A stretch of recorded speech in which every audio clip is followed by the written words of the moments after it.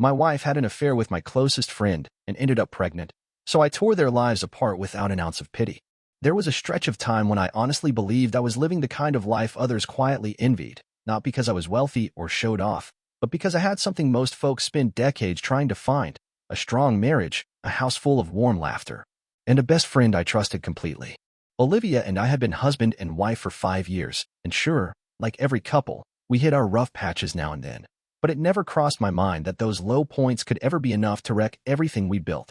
I can still picture how she used to gaze at me back in the beginning, that spark in her eyes that made me feel like I was the center of everything that mattered to her. We shaped our life piece by piece, through countless sleepless nights and shared dreams that felt endless. I was always working long shifts at the firm, but I made a point to be sure Olivia never felt left behind. Friday evenings were sacred to us, movie nights with cartons of Chinese food, her curled up against my chest while we watched that same sappy rom-com she adored, even if I could hardly stand to sit through it again. Daniel was part of that routine too, my best friend going all the way back to college. If there was anyone I believed in outside my marriage, it was him without question. We met our very first year at university, bonded over those late-night cramming sessions and our shared hatred of calculus. Over the years, we stuck together through everything: layoffs, breakups, even the day I got married. He stood up there as my best man, making a toast about how I was the luckiest guy alive to have found Olivia. At the time, I completely agreed. I really was lucky, but I would come to learn that luck is about the most fragile thing you can count on. In the beginning, it didn't feel like Olivia and Daniel spent an unusual amount of time together. They'd known each other for years because of me, and they got along easily, maybe a little too easily. I used to laugh and say they had their own private friendship, the way they'd tease me and gang up on me in conversations. I never minded it. Honestly, I was glad they meshed so naturally. But then, subtle changes crept in. Olivia started to withdraw in ways I couldn't quite name. Our talks grew shorter, edged with a distance I didn't understand. If I reached out for her at night, she'd turn away and mumble something about being exhausted. Her phone, which she used to leave face up on the nightstand, was now always flipped over, the alerts silenced. Of course I noticed, but I shrugged it off. Every relationship hits these spells, I told myself. We were busy. We both had worries. It was probably nothing. And then there was Daniel. He began bailing on our Saturday basketball games, saying work was overwhelming. He barely called back, and when we did meet up, he couldn't look me straight in the eye. He'd end our talks fast, acting like he had somewhere else he needed to be. Thinking back now, I can't believe how blind I was, how easily I bought into their thin excuses, how willingly I ignored all the signals that should have been screaming in my face. But at that point, I trusted them with everything I had. So when Olivia started coming home late more and more, when she walked in smelling like some cologne that sure as hell wasn't mine, I kept telling myself I was imagining things. I convinced myself I was just stressed from work and reading too much into it. The night it all finally crashed down, the house was dark when I walked in. No note, no text explaining where she was. I waited there on the couch, hoping for any sign. Midnight came and went, and my phone stayed quiet. It was past 2 in the morning when the front door finally creaked open. Olivia stepped inside, heels dangling from one hand, her hair a little tangled, her lips swollen in a way that made my stomach turn. I didn't say a thing. I just watched her freeze in the doorway, realizing I was still up. "Oh," she muttered, like I was some problem she hadn't counted on. "You're awake." I stood up slowly. "Where were you?" She paused for just a heartbeat, but that moment said it all. "Work ran late," she said finally, moving past me without meeting my eyes. I didn't have my phone. A flat-out lie. I could feel it in my bones. The words were too smooth, practiced. But I didn't push, because some part of me still needed to believe that everything was okay, that the woman I'd built my entire world around wouldn't betray me like this. If I'd known then what I know now, I wouldn't have let her walk away so easily. I would have demanded the truth right then and there. But I didn't. I let her drift past me, watched her climb the stairs, let myself pretend it was all some misunderstanding that would clear up in the morning. But it wasn't. It was the start of everything falling apart, and I was the only fool who couldn't see it coming. I don't know how long I stood there in the doorway, feeling like a ghost in my own home while she passed by like I was nothing. Maybe it was a few seconds. Maybe longer. In that moment, time didn't feel real at all. She didn't even glance my way as she dropped her heels by the door and walked upstairs. I heard the rustle of her dress sliding off, the dull thud as it hit the floor, the mattress creak as she lay down, acting like she hadn't just been out with someone else. I couldn't bring myself to follow her right away. Instead, I sat on the couch, staring at the flickering TV, some late-night show I couldn't focus on. My thoughts felt split right down the middle. Part of me, the rational side, knew something was horribly wrong, that the woman I'd promised forever was slipping away. But the other part, the pathetic, desperate part, kept whispering that maybe I was overreacting, that I was worn out and imagining things. So I made myself believe I just needed to talk to her, to clear the air before it all slipped out of reach. I turned off the TV and climbed the stairs with steps that felt heavy. Olivia was lying there on her side, her back turned to me. Her breathing was steady, but I knew she wasn't asleep. "Liv," I said gently, sitting down at the edge of the bed. No answer. I reached out and laid my hand on her shoulder. She flinched.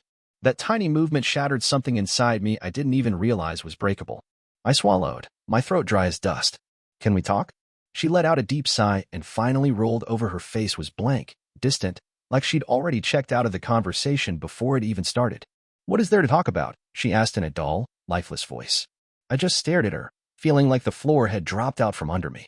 "For starters, our anniversary," I managed to say. She closed her eyes for a second, exhaling like she was exhausted by the mere mention of it. "Michael, I told you, I got caught up at work." "Without your phone?" I pressed. She paused, just long enough to confirm every suspicion, then shook her head. "I was busy. I didn't think about it." A lie, clear as day. We both knew it, but neither of us said so outright. The air between us felt thick enough to choke on, weighed down by everything we refused to admit. "Liv," I murmured, my voice nearly gone. "Is there someone else?" For one fragile moment, I thought she'd deny it, maybe scoff and call me crazy, tell me I was imagining things. But she didn't. She just went silent.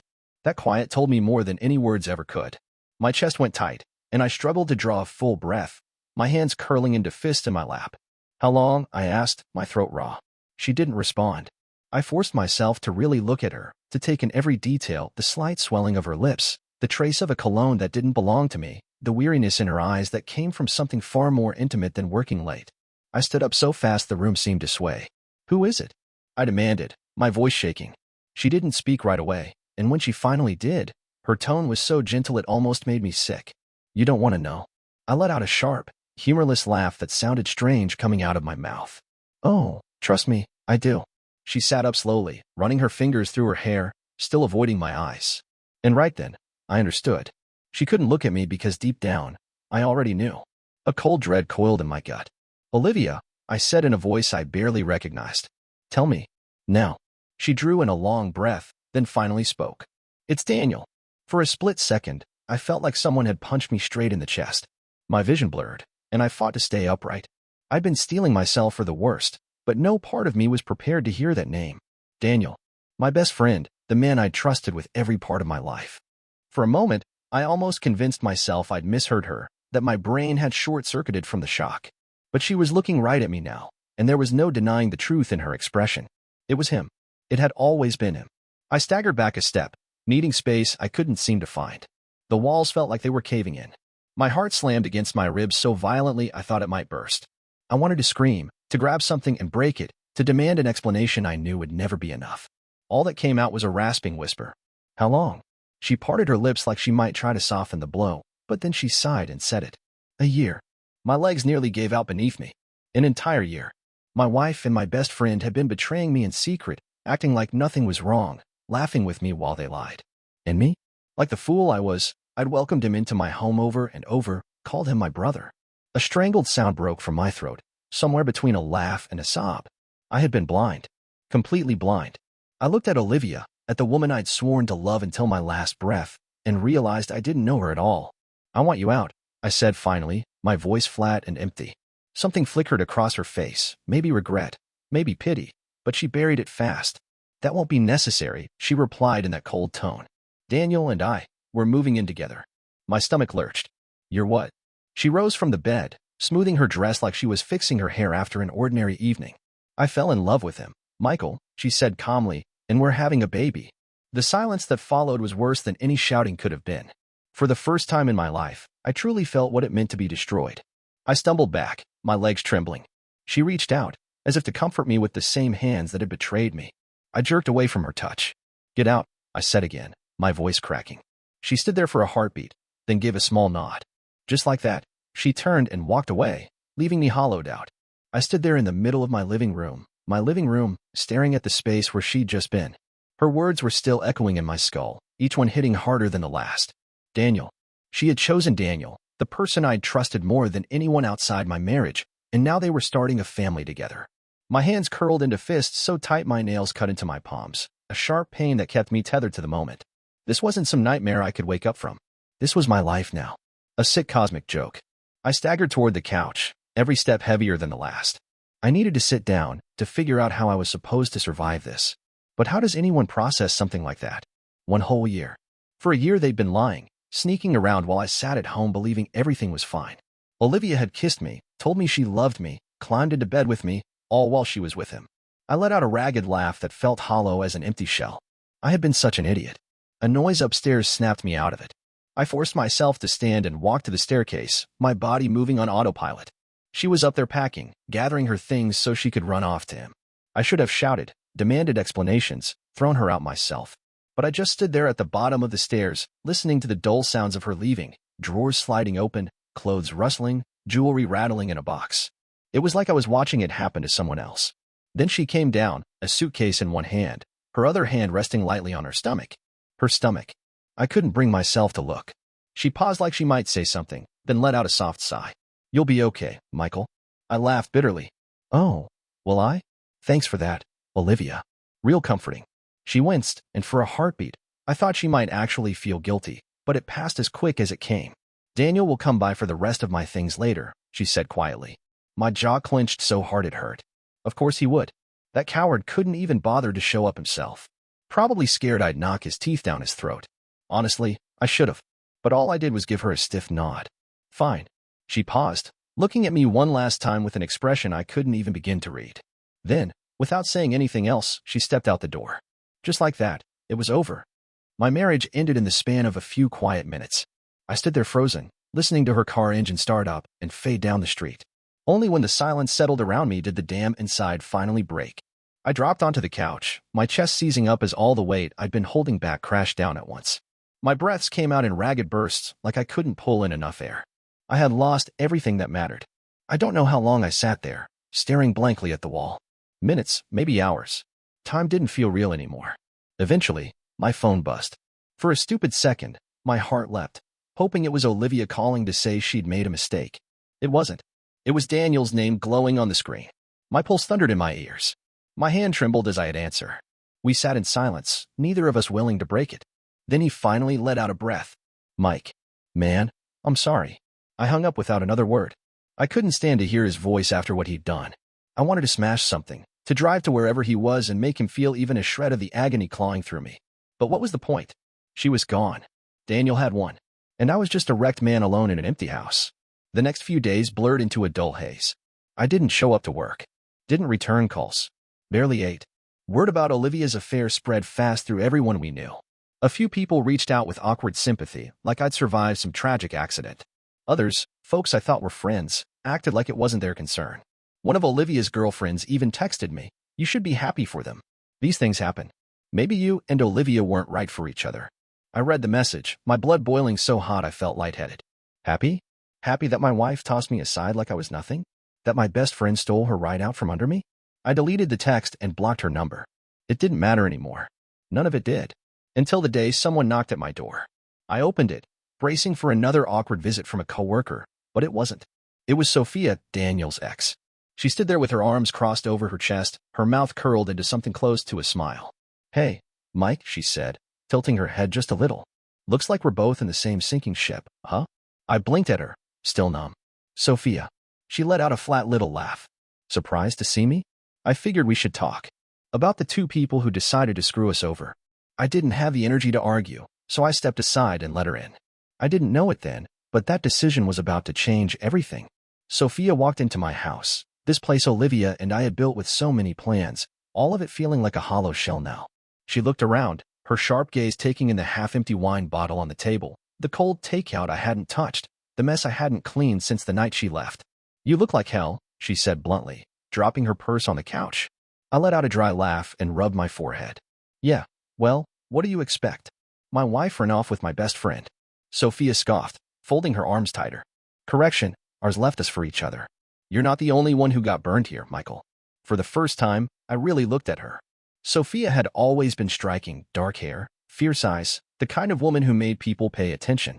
But now, there was something sharper behind her expression. Why are you here? I rasped, my voice wrecked from too much whiskey and too many sleepless nights. She lifted a brow, her mouth twisting into a wry smirk. Because I'm not the kind of person who lets betrayal slide, and you don't strike me as the type either. I shook my head slowly, trying to keep up. What exactly are you talking about? I'm talking about them, she said, leaning in a little closer. Olivia and Daniel didn't just betray us. They humiliated us.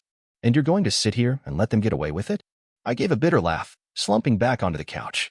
What the hell do you expect me to do, Sophia? Kick their door down and drag them out by their hair? She raised an eyebrow like she was half considering it. Tempting. But no, I've got a better idea. I blew out a shaky breath, rubbing my face with both hands. Sophia, I don't have it in me for whatever revenge scheme you're planning. My voice broke. I just need to survive this. Sophia's eyes softened, if only for a second. I get it, Michael. Believe me. After Daniel dumped me for your wife, I was a wreck too. But then I realized, why the hell are we the ones suffering while they're off playing house? They should be the ones paying. I shook my head, worn out. And how exactly do you plan to make them pay? Her eyes glinted with something cold. Daniel's business? It's hanging by a thread. I blinked, not sure I'd heard her right. What? A slow, dangerous smile spread across her face. He doesn't talk about it, but I know the details. His company's barely keeping the lights on. If we play this smart, we can make sure he loses everything he cares about. I should have told her to leave. Should have said I wanted no part of any of it. But some broken, furious part of me leaned forward anyway. Keep talking, I said. Sophia smiled wider. I knew you'd eventually come around to my way of thinking. After Sophia left that night, her words wouldn't leave me alone. I kept trying to force some version of normal back into my life, tried convincing myself I could just move on. But normal was gone, like it had never existed. The next few weeks blurred into one long stretch of anger, cheap whiskey, and nights I couldn't sleep more than an hour at a time. I stopped taking calls from work, ignored the worried texts from the handful of friends I hadn't lost, and barely remembered to eat. One evening, without really thinking, I found myself parked outside Olivia and Daniel's new place. It was a big house, the kind you see on the cover of some glossy real estate magazine, probably worth way more than it should have been. Through the wide front windows, I could see the warm light glowing across their living room. And then I spotted them. Olivia was curled up on the sofa, her head resting on Daniel's shoulder while he brushed her hair back, whispering something that made her laugh. My stomach twisted up into a knot. That was supposed to be my life. Our future together. I gripped the steering wheel until my hands ached. They didn't look ashamed. They looked content, like they hadn't just ripped my world to pieces. That was when something deep inside me finally snapped. The next morning, I called Sophia without any small talk. Tell me everything you know about Daniel's company, I said. She sounded almost delighted. I was hoping you'd decide to fight back. We met at a quiet little cafe downtown, someplace nobody would think to look for us. She laid it all out in detail. Daniel's business was bleeding money, barely hanging on. Investors were getting jumpy, and if things kept going the same way, he'd be bankrupt inside of a year. All we have to do, she said, stirring her coffee with a tiny smile, is give it a small shove. I frowned. And how do you expect us to do that? Sophia's mouth curved into a smirk. We make sure his biggest backer pulls out for good. I let out a slow breath. And how do we pull that off? She leaned closer, her eyes glinting. Leave that part to me. While Sophia worked on bringing Daniel down, I poured every ounce of myself into rebuilding the pieces of my own life. I accepted a job offer at an investment firm, coincidentally, one of Daniel's biggest rivals. Mr. Hargrove, the CEO, took a liking to me right away. Within a few weeks, I was moving up faster than I ever had before, earning a reputation as one of the firm's sharpest strategists. I started hitting the gym, quit drinking altogether, and threw myself into the job. Little by little, I felt like I was coming back to life, but I knew I wasn't the same man Olivia had walked out on. That version of me was soft, trusting. He was dead and buried. The man I was becoming was going to make sure they both paid for every lie. 3 months later, Daniel's biggest investor pulled out. Sophia had done exactly what she promised. She convinced the backer that Daniel's company was too shaky to risk another cent. The fallout was immediate. Word got around fast, clients started dropping, and Daniel was in free fall. Olivia didn't have a clue. Far as she knew, everything was going great. She was pregnant, playing the perfect fiancé, planning a whole new life. Meanwhile, Daniel was scrambling like a man on a sinking ship, trying to hide the disaster from her. He had no idea that I was the one behind it all, the one quietly cutting every rope holding him up. And that was only the start. I wasn't about to stop until I'd taken everything from him, just like he'd taken everything from me. At first, the signs were small. Daniel looked more tired every time he showed up anywhere. His shoulders were tense, his eyes ringed with exhaustion, His voice edged with panic he couldn't hide. I kept tabs on all of it, every stumble, every desperate move. I didn't just want him ruined. I wanted him to feel it in his bones, to understand what it meant to have your whole life collapse. Olivia, clueless as ever, kept playing house, never realizing the foundation under her feet was crumbling to dust. That was the most satisfying part. She didn't even suspect I was the one setting the trap. A few weeks later, Sophia and I met at an upscale restaurant downtown. She looked like she belonged there, dressed in a sleek black dress, sipping her martini like we weren't plotting revenge over a fancy meal. "You've been keeping tabs on him," she said, a little smirk on her lips. I nodded, swirling the ice in my glass of whiskey. "He's coming apart." "Good," she murmured, leaning in closer. "Time to pick up the pace." I raised a brow. "And how do we do that?" She smiled slow. "You've got Hargrove eating out of your hand by now, haven't you?" I let out a breath and nodded. Mr. Hargrove respected me, trusted my judgment, and best of all, he held more influence than almost anyone in the city's investment scene. We controlled the story. Sophia's grin widened. "Then it's simple. We feed him the right rumors. Make sure the word spreads that Daniel's company is circling the drain. That'll be enough to finish it." I couldn't help the smirk that pulled at my mouth. "You're ruthless." She lifted her glass in a silent toast. "And you love it." She wasn't wrong. The very next day, I set up a meeting with Hargrove. We sat in his big glass office, the city stretching out behind him like a kingdom. "You been watching Whitmore Capital?" I asked, keeping my tone casual. Hargrove folded his arms, studying me. "I have. Word is, they're in trouble." I nodded slowly. "Worse than they let on. Revenue's tanking. Their investors are scared." Hargrove's brow furrowed. "And how do you know this?" I leaned forward a little, lowering my voice. "Let's just say I have reliable sources." He watched me a long moment, then nodded once. "If you're right, we'll cut any ties before it drags us down with it." I sipped my coffee, hiding my satisfaction. "Probably smart," I said quietly. It was done. One conversation, and I'd planted the story that would finish what Sophia started. Sure enough, within days, word reached the right ears. Another major investor bailed, and Daniel's company was sinking fast. And the sweetest part of all? He didn't have the faintest clue it was me pulling every string. I could picture him in that fancy office, staring at balance sheets that refused to add up, watching the little empire he'd stolen crumble to dust. He'd taken my wife, so I was taking everything else. But I wasn't nearly finished. No, I needed him to lose even more. I wanted Olivia to start questioning her choices, to feel that regret settle in her bones. The seed of her doubt. I crossed paths with her, at least, that's what she thought, one afternoon at a little cafe not far from my office. I'd planned it that way, knowing she liked to sit there in the afternoons. She was alone, her belly visibly rounded now, and something about seeing her like that only sharpened my resolve. At the same time, I was sharpening every part of myself, my mind, my body, my focus. Work turned into my battleground. I stayed later than anyone, took on projects no one else wanted, and before long, my name carried real weight at Hargrove's firm. Clients asked for me specifically, executives actually smiled when I walked into meetings. I wasn't just making it, I was thriving in a way I never had before. And the beauty of it was, neither Olivia nor Daniel had a clue. While I kept climbing higher, Daniel was spiraling. Sophia kept me up to speed. Every few days, she'd shoot me a text or slip me an update over coffee. "Sophia, he lost another contract today." He looked like he was going to be sick right there in his office. "Sophia, investors are dropping him left and right. His company's bleeding out." "Sophia, rumor is he's starting to unravel." I'd read her messages and feel a quiet satisfaction settle over me.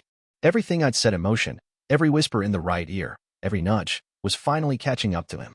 And he still had no idea who was orchestrating it. Then came the part I'd been waiting for when Olivia began to see the cracks. It was subtle at first. A dinner he missed because he was working late, though we both knew he was just panicking over spreadsheets. A tense moment in public when she reached for his hand, and he pulled away. The tired, almost haunted look she wore when she thought no one noticed. But I noticed. And Sophia made sure to keep the details coming. One night, she called me sounding amused. "You're not going to believe this," she said, a laugh in her voice. "Try me," I told her. "I ran into Olivia today." My attention snapped into focus. "Where?" "At the doctor's office." She was alone, no Daniel anywhere. My grip on the phone tightened. "Pregnancy checkup?" I asked, picturing the scene. I could hear the smirk in Sophia's voice. She looked miserable, Michael, like she finally figured out she traded gold for trash. I leaned back, letting out a long breath. "Good." Sophia laughed softly. "You should have seen her face when I told her I had a new boyfriend." I paused, surprised. "You did what?" She giggled. "I might have hinted my life's never been better, now that someone actually appreciates me." I chuckled despite myself, shaking my head. You're evil. And you love it, she teased. She wasn't wrong. Because while they'd spent the last year playing at happiness, I'd been working, plotting, transforming into someone untouchable. And now? It was time to show her exactly who I'd become. The run-in at the mall. I hadn't seen Olivia in months, not since the night I made sure she caught a glimpse of how well I was doing without her. So when I rounded the corner and spotted her standing there, a stroller parked in front of her, I almost laughed out loud. She was pushing a baby who'd fallen asleep, her hands gripping the handle like she was holding herself together. She looked worn out, no makeup, shadows under her eyes, hair pulled back without any care. Her clothes were still nice, but the effortless polish she used to have was long gone. This was not the woman I remembered. When her gaze lifted and met mine, she went pale in an instant. Her lips parted like she wanted to say something but couldn't find the words. I let a slow smirk spread across my face. Olivia, I said evenly. She swallowed hard, blinking too fast. Michael, her voice broke around my name. I could see everything she was feeling: shock, regret, maybe even a flicker of something that looked like longing. I let the silence stretch out, savoring how uncomfortable she was. Then I made my move, shifting the balance back where it belonged. I nodded toward the stroller. So this is the child you decided was worth throwing everything away for? She winced. Michael, don't. I cut her off with a quiet laugh, shaking my head. Relax. I'm only making conversation. I let my eyes drift over her, slow and deliberate. You look different. Her mouth flattened into a tight line. It's been a year. I tilted my head just a little. Has it? She exhaled sharply and looked off to the side. You wouldn't understand. My laugh was genuine and deep, and it made her flinch like I'd slapped her. Oh, Olivia, I understand better than you ever could. Her eyes snapped back to mine, searching for any weakness she could exploit, but there wasn't any left. The man standing there wasn't the one she'd abandoned, and she knew it. I saw it in the way her hands fidgeted on the stroller handle, the way she shifted her weight. She'd expected me to be broken, pathetic. Instead, she was staring at someone stronger, someone who'd flourished. And that knowledge was eating her alive. The final strike. I could have ended it right then, walked away, and left her stewing. But where was the satisfaction in that? So I stepped in a little closer, lowering my voice so she had to lean in. I heard about Daniel, I said casually. Her shoulders went rigid. What about him? I shrugged like it didn't matter. Just that his business is circling the drain. That he's buried in debt. That he's cracking under the pressure. The color drained from her face, confirming everything I'd already suspected. Their picture-perfect life was rotting from the inside out. I smirked. Didn't take long, did it? She sucked in a shaky breath, her eyes glossing with tears. And then, the moment I'd been waiting for finally came. Her voice was small, wrecked. I made a mistake. There it was. The confession. The regret in her voice was the confirmation I'd been waiting for. The undeniable proof that, in the end, I was the one who'd come out on top. I let her confession dangle in the air between us, savoring it, before I gave a low chuckle and stepped back just enough to look her square in the eye. Yeah, Olivia, you did. Her gaze snapped up, wide and desperate, clinging to some last shred of hope. Michael, I lifted my hand, cutting her off cold. Save it. And then, as if the universe itself wanted to make the moment unforgettable, Sophia walked up beside me. She slipped her arm through mine, her bright, satisfied smile saying it all. Hey babe, sorry I took so long. I turned to her, my smirk stretching wider. No problem at all, sweetheart. And right there in front of Olivia, I kissed Sophia. It was slow and deliberate, just long enough for her to feel every second of it. When I finally pulled away, Olivia looked like I'd slapped her across the face. Her mouth opened like she was going to protest, but no words came out. For once, she was completely speechless. That, watching her stand there with nothing left to say, was the sweetest kind of payback. I took Sophia's hand, nodded once in Olivia's direction, and without sparing her another glance, walked away, leaving her there to choke on her own regret. And it felt damn good. As I stepped out of the mall with Sophia at my side, it was like a weight I'd carried for over a year finally lifted off my chest. This time, I wasn't the one left behind in the wreckage. This time, Olivia was the one who looked like she'd been blindsided. And I can't lie, it felt incredible. But I wasn't finished yet. No, because the next part of my plan was going to be even better. As we made our way across the parking lot, I could practically feel Olivia's eyes boring into my back, full of shock and hurt and that bitter, gnawing jealousy I'd hoped she'd taste one day. I didn't want her back. Hell, I didn't even need her to want me back.